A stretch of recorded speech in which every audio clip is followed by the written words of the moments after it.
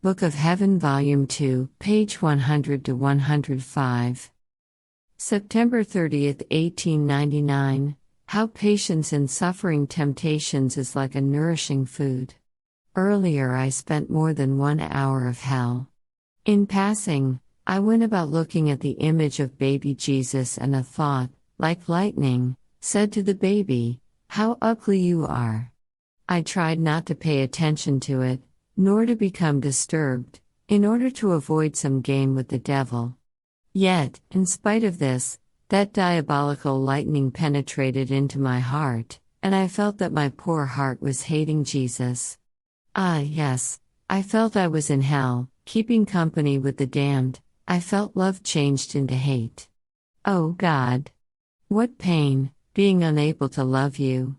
I said, "Lord, it is true that I am not worthy to love you, but at least, accept this pain, that I would want to love you, but cannot." So, after spending more than 1 hour in hell, it seemed I got out of it, thank God. But who can say how afflicted and weakened my poor heart was left, because of the war fought between hate and love. I felt such prostration of strengths that it seemed to me that I had no more life. Then I was caught by my usual state, but, oh, how worn out. My heart and all of my interior powers which, with unspeakable yearning, desire and go in search for their highest and only good, and when they find Him, only then do they stop and enjoy Him to their greatest contentment, this time did not dare to move. They were so annihilated, confused and sunk in their nothingness, that they would not let themselves be heard. Oh God, what a cruel blow my heart had to suffer. In spite of all this, my always benign Jesus came, and His consoling sight made me forget immediately that I had been in hell, so much so, that I did not even ask Jesus forgiveness. The interior powers, humiliated and tired as they were, seemed to rest in Him. Everything was silence. On both sides there was nothing but a few loving glances that wounded each other's heart. After remaining in this profound silence for some time, Jesus told me, "My daughter, I am hungry, give me something." And I have nothing to give you. But at that very instant I saw a loaf of bread and I gave it to Him, and He seemed to eat it with all pleasure. Now, in my interior I kept saying, "It's been a few days since He told me something."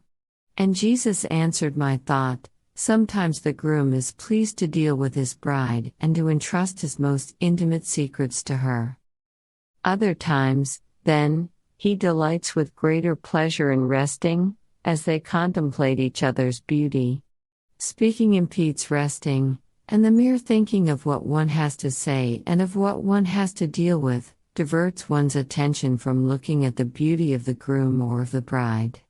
However, this is needed. In fact, after they have rested and comprehended each other's beauty more, they love each other more, and with greater strength they enter the field again to work, to negotiate it and to defend their interests. This is what I am doing with you. Aren't you happy?" After this, a thought flashed through my mind about the hour spent in hell, and immediately I said, "Lord, forgive me, how many offenses I have given you." And He, "Do not want to afflict nor disturb yourself, it is I who leads the soul deep into the abyss, to then be able to lead her more quickly to heaven." Then He made me understand that that loaf of bread that I found was nothing but the patience with which I had borne that hour of bloody battle.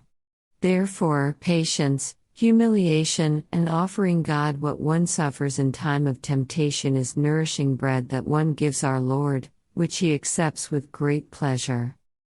October 1, 1899, Jesus speaks with bitterness about the abuses of the sacraments. This morning lovable Jesus continued to make Himself seen in silence, but with a most afflicted appearance. He had a thick crown of thorns driven onto His head. I felt my interior powers silent, and I did not dare to say a single word, but in seeing that He suffered very much in His head, I stretched out my hands and, very carefully, removed the crown of thorns. But, what a bitter spasm he suffered! How his wounds opened more and his blood poured out in torrents. In truth, it was something that tortured the soul. After I removed it, I placed it on my head, and he himself helped so that it might penetrate inside. However, everything was silence on both parts. But, what was my surprise when, after a little while, I went about looking at him again, and I saw that with their offenses creatures were putting another crown on the head of Jesus. Oh, human perfidy!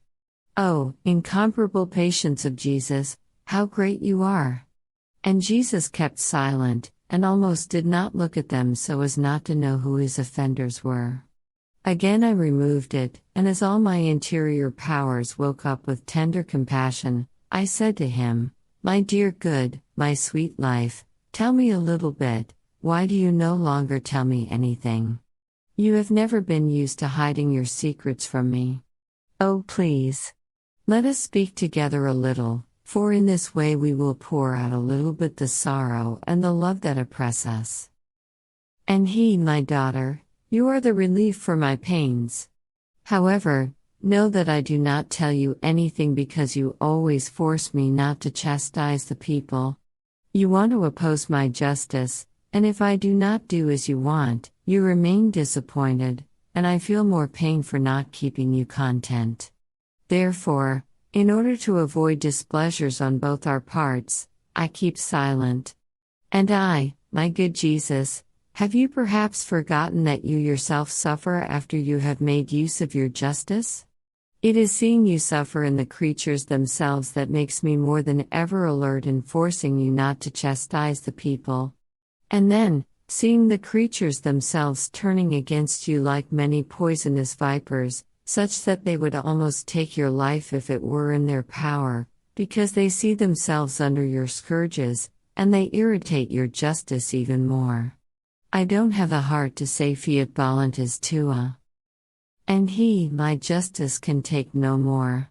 I feel wounded by everyone, by priests, by devout people, by the secular, especially because of the abuse of the sacraments. Some do not care about them at all, adding despises; others, who attend them, turn them into a conversation for their own pleasure; and others, not satisfied in their whims, because of this reach the point of offending me. Oh, how tortured my heart is in seeing the sacraments reduced to painted pictures, or like those statues of stone which seem to be alive and operating from afar, but as one draws near them, one begins to discover the deceit. Then, one goes about touching them, and what does he find? Paper, stone, wood, inanimate objects, and here is how they are disillusioned completely. This is how the sacraments have been reduced for the most part. There is nothing but mere appearance. What to say, then, about those who remain more filthy than clean? And then, the spirit of interest that reigns among the religious, it is something to be wept over. Don't you think that they are all eyes where there is a most wretched penny, to the point of degrading their dignity? But where there is no interest they have neither hands nor feet to move a tiny bit. This spirit of interest fills their interior so much that it overflows outside, to the point that the secular themselves feel the stench of it, are scandalized by it, and this causes them to give no credence to their words. Ah, yes, no one spares me. There are some who offend me directly, and some who, though they could prevent so much evil, do not bother doing it, so, I do not know to whom to turn. But I will chastise them in such a way as to render them incapable, and some I will destroy completely. They will reach such a point that churches will remain deserted, with no one to administer the sacraments. Interrupting him, all frightened, I said, "Lord, what are you saying?